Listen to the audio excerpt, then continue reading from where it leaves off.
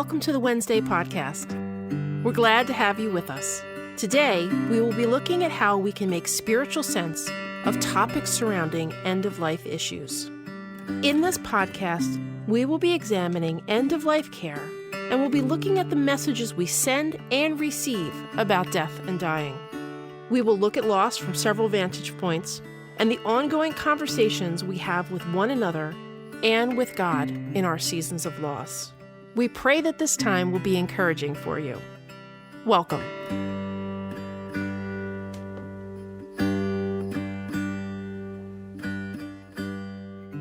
My name is Donek. In this segment, I want to share with you about my home country, Ethiopia, which is going through a civil war. Many people have lost sons and daughters as young as 12 years old because they joined the war or suddenly through drone strikes. In this war alone, Ethiopia has lost an estimate of 300,000 people so far. However, in the midst of such dire atrocities, many people retain their faith in God because they engage in daily communal practices of the church. I want to tell you the story of a woman whom I'll call Abrahet, who has lost a son in this war. Abrahet lives in my father's birthplace, Aksum, where the deadliest massacre took place on November 28, 2020. Abrahet lost her firstborn son when the Eritrean militia were going house to house executing boys who were 14 and up. She watched them kill him in cold blood. But Abrahet does not have the ability to grieve because all the banks closed and essential supplies blocked. Famine is on the horizon. In fact, she has heard of people in the villages who are eating leaves and roots to survive. It is not very long before starvation will come knocking on her door. Abrahet looks to the church and to her community to survive through her predicament. She's a devout Ethiopian Orthodox, and like everyone in her community, she fasts the majority of the year by eating a vegan diet once a day. Her whole community goes to the nearby Orthodox church each day, very early in the morning. The priest has been leading with the Psalms each day, and the words are blasted through the speakers. I cry out to you by day, but you do not answer. By night, but I find no rest. This is when the whole community of believers wail in a sound of despair. The priest continues, How long, Lord, will you be angry forever? Be merciful to us, Lord, for we are in distress.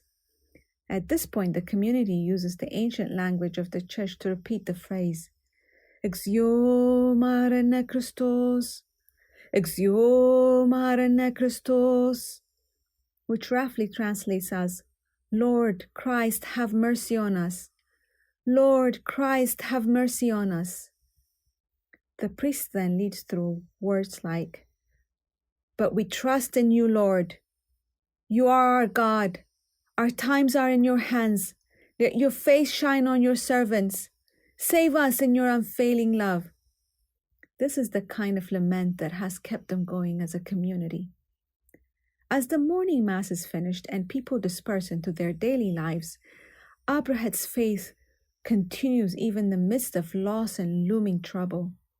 Because through the honest expression of their hardship to a God known for his faithfulness and hesed, which is the kind of love that envelopes all of God's character, hope is somehow instilled in her, even when circumstances are still the same. Abrahet went to church this morning with her sister, who's not left her side since the massacre, and she returns home to a house full of people who are making sure that she mourns well.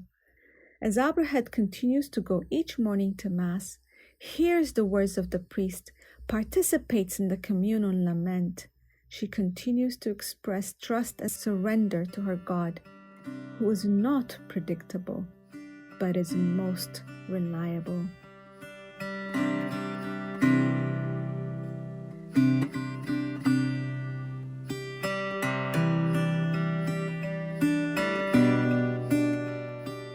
I'm Carlotta.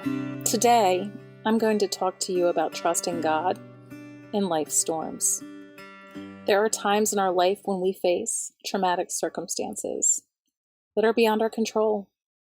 This is the time we really need to trust God for our provision. But what does trusting God in the storm look like? First, let me introduce you to my mother, also named Carlotta. She was bright and creative and loving, and she could talk to anybody. We could talk about anything, and she loved me deeply. She was also fundamentally broken. She had endured a ton of trauma and suffered with untreated alcoholism her entire adult life. Our childhood was marked with trauma, and our adult relationship was distant. I longed for a relationship with her, and I'd always hoped that one day she would get sober, and I could finally have the mother that I longed for. In July of 2020, she texted my sister and I at 9:30 at night to tell us she had esophageal cancer. I was in shock. I couldn't even begin to process what she said or the reality of what we were facing. I was still waiting for the day that she was going to get sober and we could finally get to know each other better and she could get to know her grandkids. I was paralyzed.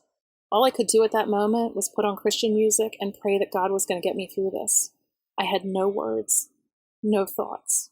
It was just numb and I was scared. This was the first of many times during this journey I had come to the point that I was beyond myself, and I was walking in the storm. See, the storm is when there is nothing that you can do to fix the situation. All you can do is trust God. It's a really difficult road, and at times I would go into the closet at work and I would cry. I was overwhelmed with my fears. I knew God would protect me and give me strength. When I was in the storm of my emotions, I would just stop and pray and cry to God, asking Him to give me strength, not knowing what my next step would be. God met me when I had no more answers, when I was scared, when I could not do anything to make this okay. He gave me the strength to manage this without becoming paralyzed. When I couldn't speak, I would turn on Christian music and cling to the hope that God was going to provide me what I needed. My mom's death came suddenly. Mind you, I had made a deal with God that I would do anything, but I was not going to be present for when she passed. Well, He decided otherwise. So, while she was dying next to me, and I was in the biggest storm of my life, all I did was put my arms in the air and I began to praise God. As a Christian, I know we don't belong to each other. We belong to God. And I told God I knew she was His. I just started praying, speaking from my heart, and I prayed that He'd take her, that He'd heal her, and He'd love her, that she was no longer mine to have. There was so much power in this moment. Instead of being paralyzed, I was worshiping God. I had come to the end of myself. I was in the storm. I watched her die. And the little terrified girl that was always hoping for healing and a relationship, she was okay. God knew I could manage it. He gave me the strength that I do not have. What I had imagined as an impossible task, He made possible. When you are in the storm, you can trust God to provide. Confess your fears, your anxieties. Give everything you have to Him. Cry out to God when you need to. Praise Him in the storm. If you do, you will see He can be trusted, and you can survive the storm with His peace.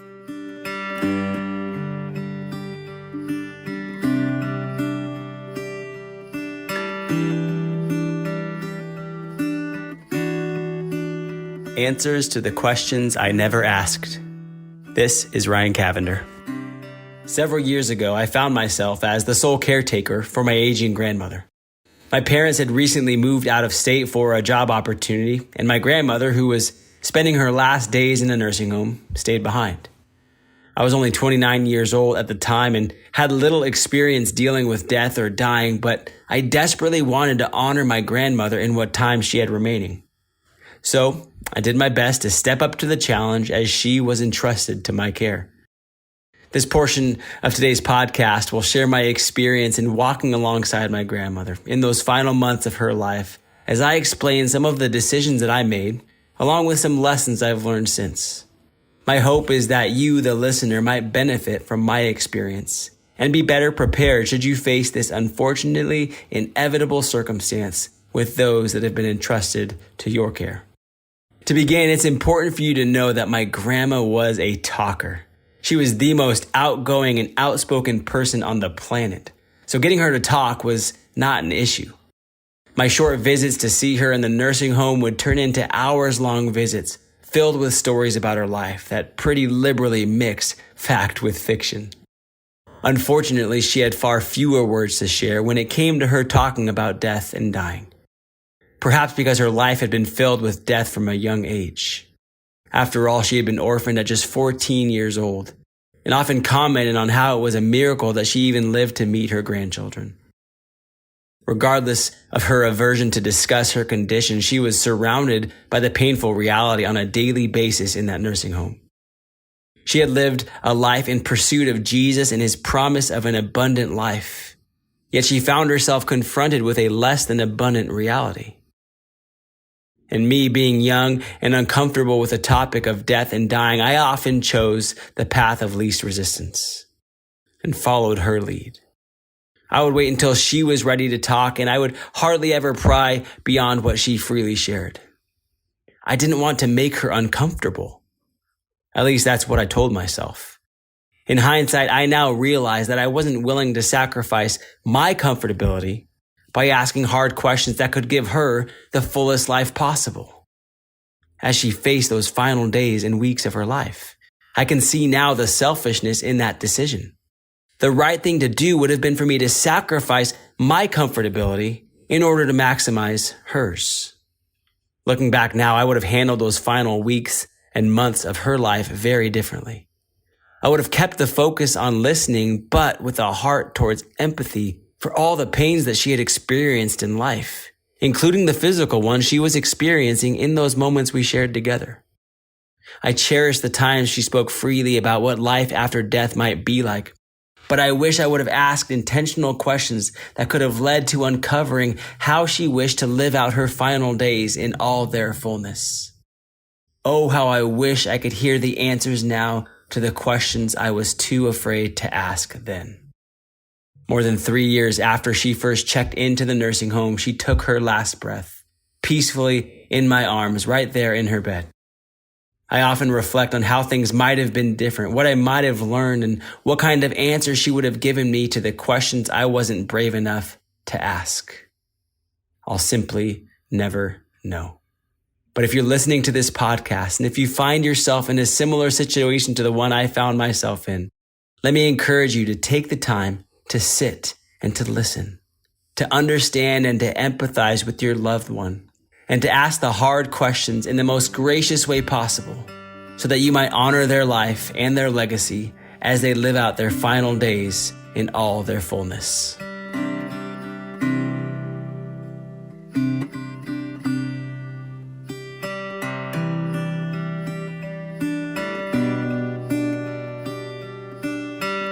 Mommy, why did Pop die? Hi, my name is Mindy, and I would like to share a story with you about how I was able to help my son make sense of the loss of a grandparent. The first week of July 2019, my husband Kyle and I and our 2 young sons, Calder and Silas, were at Disney World on vacation. We received a phone call that changed our lives. Kyle's mom, my mother-in-law, Anne, called to tell us that my father-in-law, Ken, was in the hospital. No one remembers exactly when the call came that week. It was somewhere between the Magic Kingdom, meeting Mickey, and 4th of July fireworks. Ken entered the hospital during that first week of July. None of us imagined that Ken would remain there until his passing on November 3rd, 2019. Our older son, Calder, was 4 years old at the time. Anne and Ken were Nanny and Pop to him. They had even moved from Illinois to Georgia right after Calder was born in order to be around him. In true grandparent form, they spoiled him rotten. Calder and Pop were very close. They played trains together, shared milkshakes, and enjoyed going on walks. Ken initially went into the hospital because of rare side effects he was experiencing from 2 new medications. Kyle and I were not privy to any conversations between Anne, Ken, and the doctors. Throughout the early fall of 2019, we lived and planned as if Ken would come home eventually. We were never told otherwise. Ken rallied the first 2 weeks of October 2019. This would only make his quick descent at the end of October all the more shocking. Kyle and I were blindsided. On the evening of November 3rd, Ken passed away. That evening, I felt the enormous weight of my responsibility as a parent. I would be shepherding my child through suffering and grief. I was profoundly aware that my responses to Calder's inevitable questions would impact him. It would shape the living theology of our family as we moved forward. I also knew that the way I interacted with Calder about Pop's death would show Calder what I really believed to be true about God. As I talked with Calder, I tried to be clear, specific, and age-appropriate. We talked about things like, Pop died. He was very, very sick, and they could not make him better. Being dead means that we won't see him anymore. It is okay to be sad. I miss him too. Pop loved you very, very much. I knew that we would repeat this conversation. Children learn and process through repetition.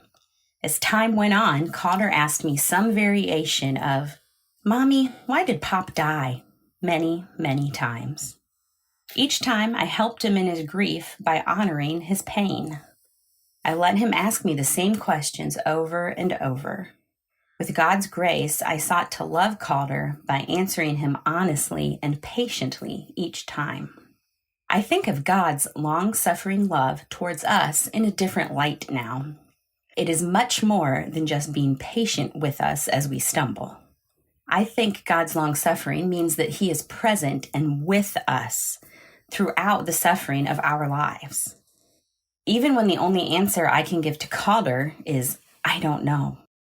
I am committed to being with him every time he asks me why Pop died. This is how I picture God's long-suffering love. God is with us and committed to us in all our suffering and grief.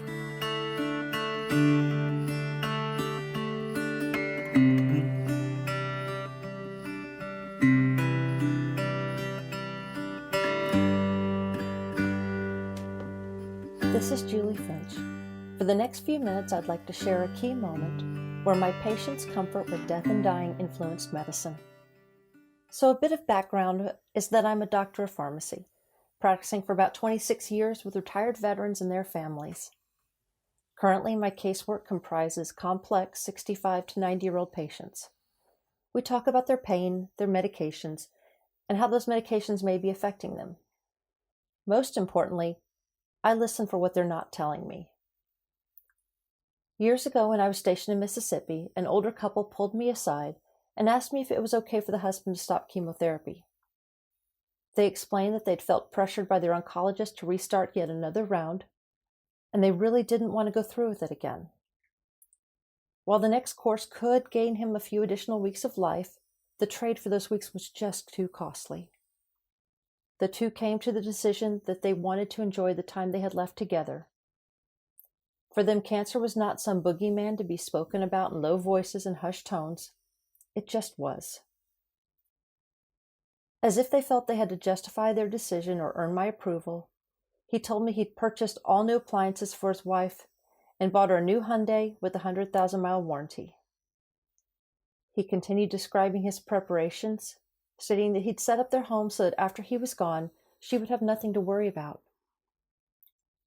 Being invited into the conversation was beyond meaningful. It allowed me to assist his care according to their priorities, and I was able to put aside any long-term treatment perspectives, beginning with discontinuing medications that were not necessary for today's issues. It also allowed me to lend my authority to their decision-making process. Part of me worried that I was stepping out of my lane a bit, but I told them that the decision to continue treatment or not was always and only theirs. At the risk of sounding as if I was advocating some form of assisted suicide, I told them they had the right to decide for themselves when the game was too expensive to play. I saw in them a glimpse of the fulfillment of marriage vows.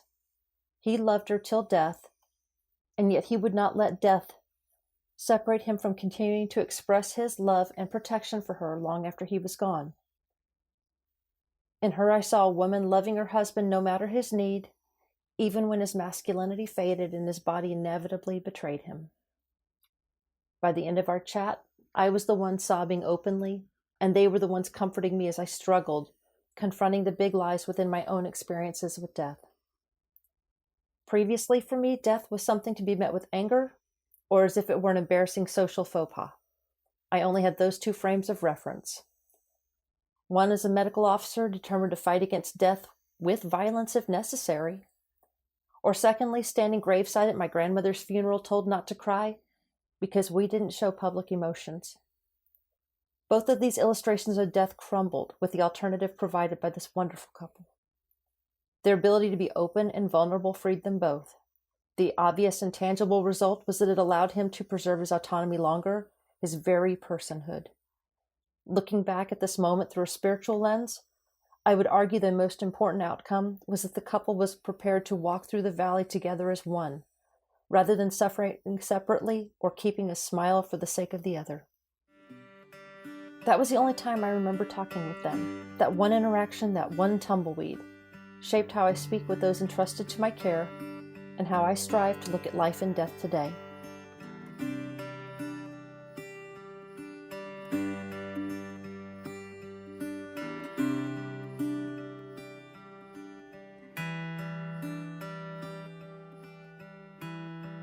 Sufficient Grace.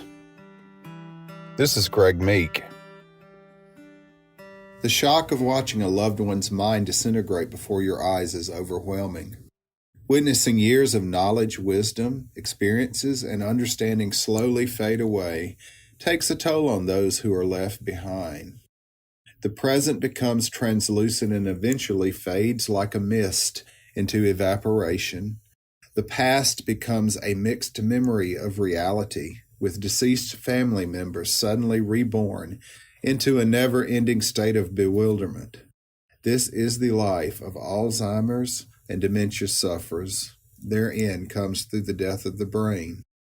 One cold January day, I made my daily walk down the long corridor of the nursing home toward my mother's room.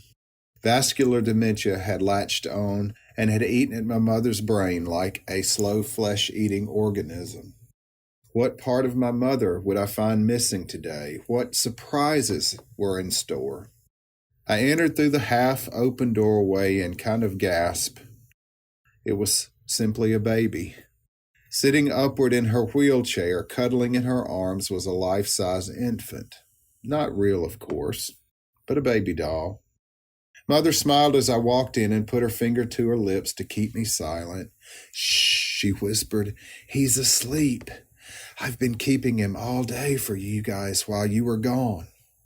Now, many thoughts raced through my head, and the only reply I could muster was, "I'm so glad, Mom. He couldn't be in better hands."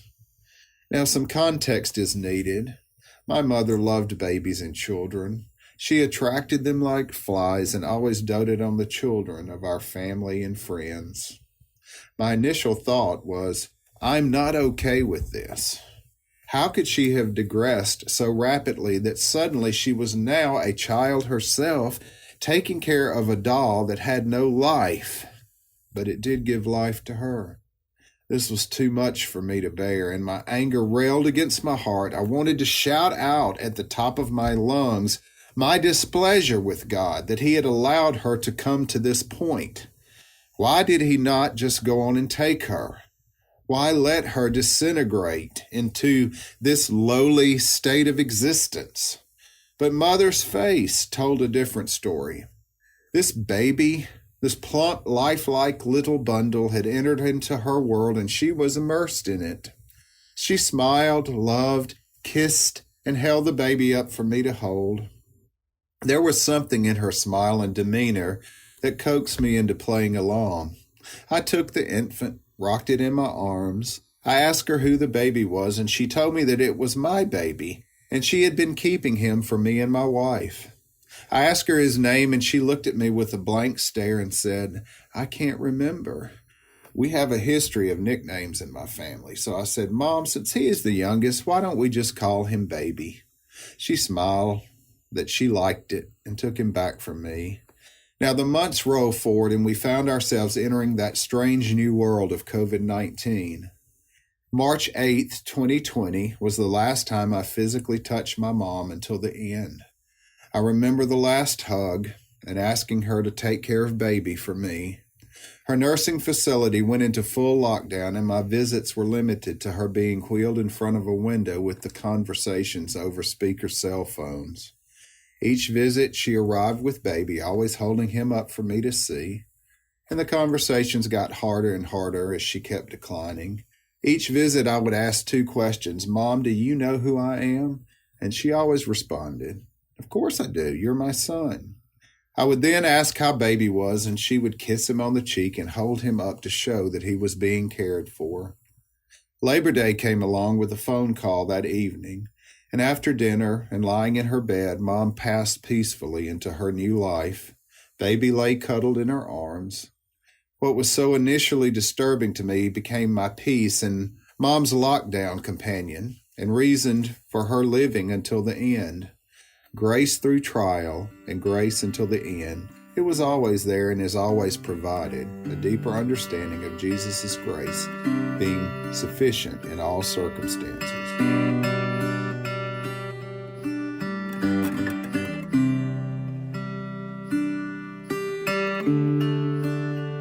Speaking Unspoken Things, a story about my grandmother. This is Suzanne Clune. Her name was Anna. Anna modeled for me how to live a life without dreading death. She taught me what it looks like to live and make choices regarding end-of-life care.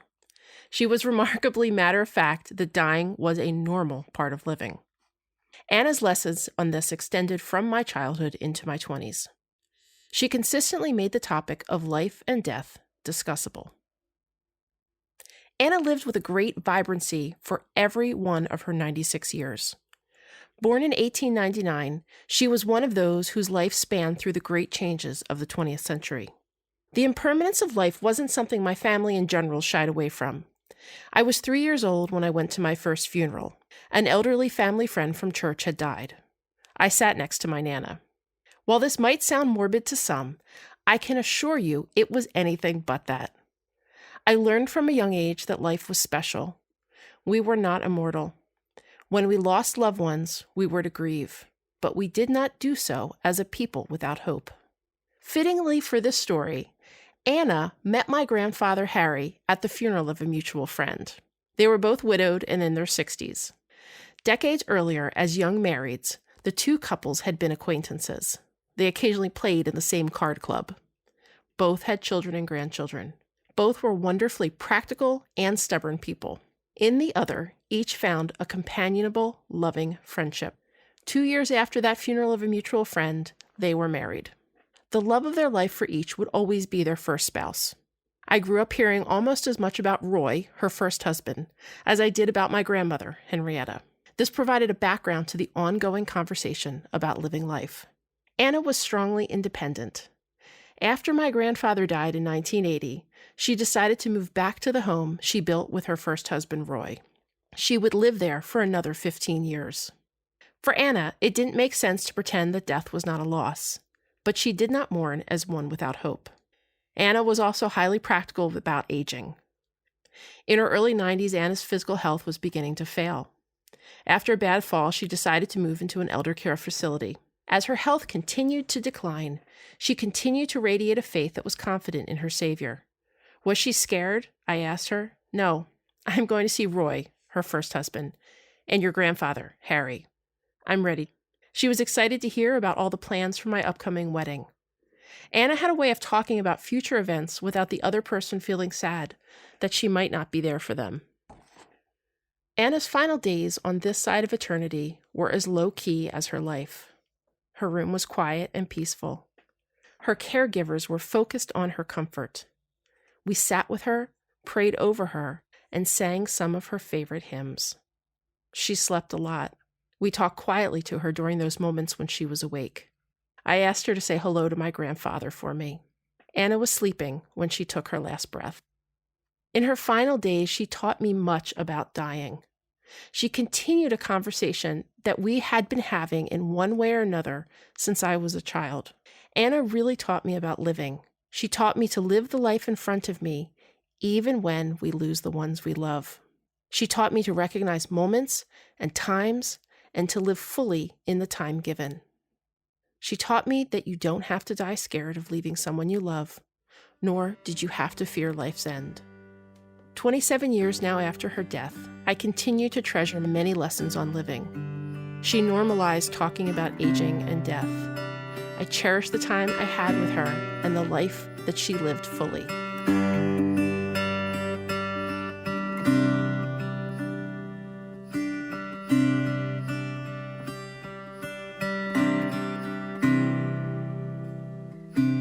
Friends, thank you for joining us for this episode of the Wednesday Podcast. It is our hope that the stories and conversations we brought to you today provide encouragement. May they spark new conversations with family, friends, and with God. We hope that you'll join us again. Our next episode will be on race.